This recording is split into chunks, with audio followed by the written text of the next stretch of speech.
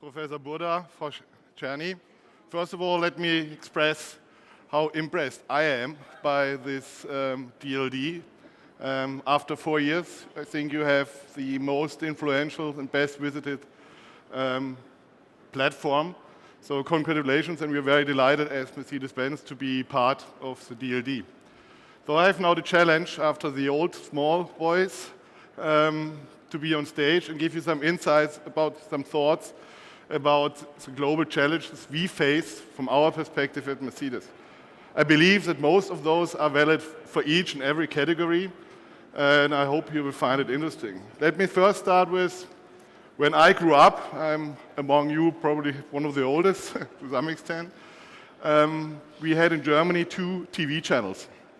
You were even forced to stand up to switch the TV channel because the remote control was not invented at this time.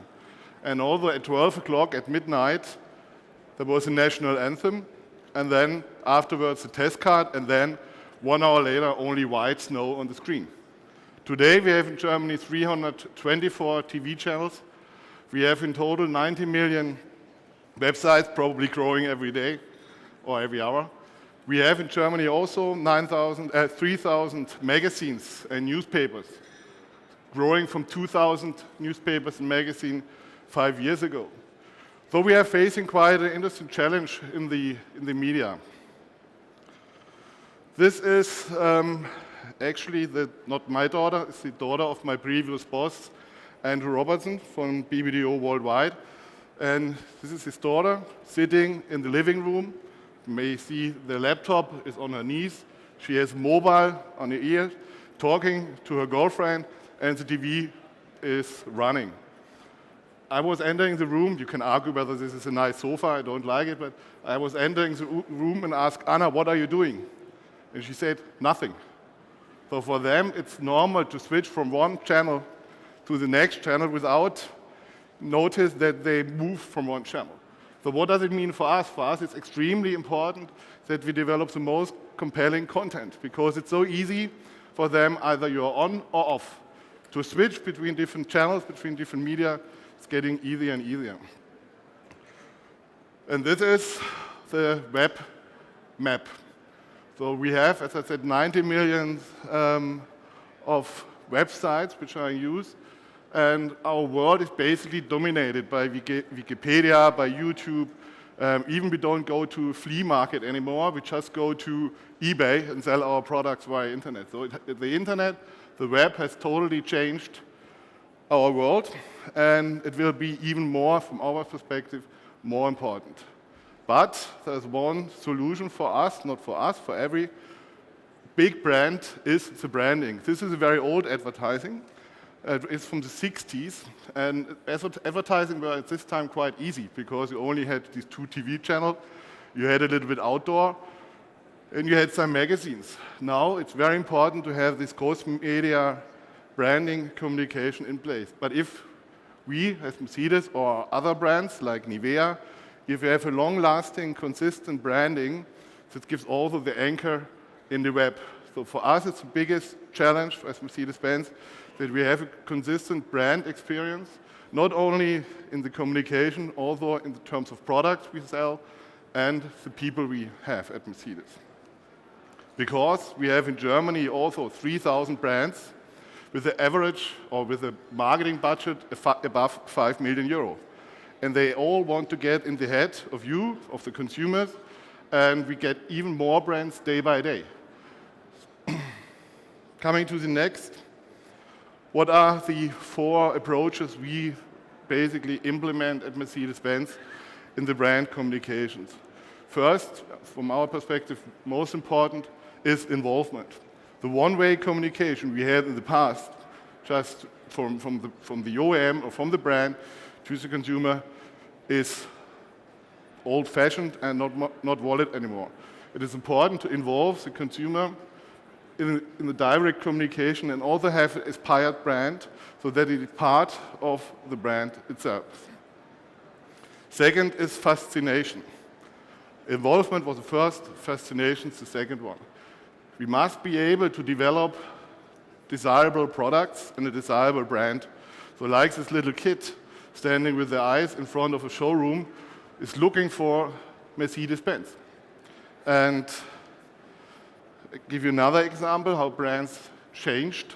Basically, the media is that brands are getting media broadcasters. This is Red Bull. Red Bull developed a lot of platforms which are then created their own media, like this Air Days. And we, as Mercedes-Benz, we have launched our Mercedes-Benz TV, same as our colleagues from Audi and BMW. And we now, as brand, develop our own media with their own formats. There were many others very successful. This is BMW. It's also quite very good. This is Audi. And we all have launched this in the last year with, from our perspective, a tremendous success because the average usage of these content is 12 minutes. And this we consider as extremely high. But you also have with Hubert Burda Media, 7 Laude. It's also a very new IPTV platform, or very successful in the US, BAT TV. Hello, Martin. And so we believe that this will be a channel as a nucleus for us in the future, where we all our content which we develop will put on the web and is then available worldwide. So we had, the first topic was involvement, the second challenge and issue we see is fascination, the third is individualization. The customer segments we currently have are totally different. So there's also demographic factors like segmentation, like in the past, he's 30 years old, he has this disposable income, does not work anymore. I always make the example with Roger Federer, and the other one is David Beckham. They're about the same age, probably also have about the same income. One is driving Audi, and the other one is driving Mercedes. But if you approach them with the typical ways of communication based on your typical socio-demographic segmentation, it will not work. Because each single customer will be, or would like to be, as an individual consumer treated. This has also more impacts, not only on communication, also on products. We will have, in the future, we are convinced, at least at Mercedes, that in the future, we will have a much more fragmented car business. Maybe not like this car, but at least more car lines than we currently have. We see it in other categories already. We see it with Nike, but also Adidas has their, I call it Pimp My Shoe, where you can build your own sneakers, individual, with your colors, in your size, etc. Fourth issue is trust. For those who are not from Munich, this is a typical Bavarian beer garden. In the past, when you need recommendation, if you need advice, you went to your friends and asked, because it's the most reliable, trustful source of communication is your friend, your family, your relatives. This has also changed. So it's not, again, the pub around the corner.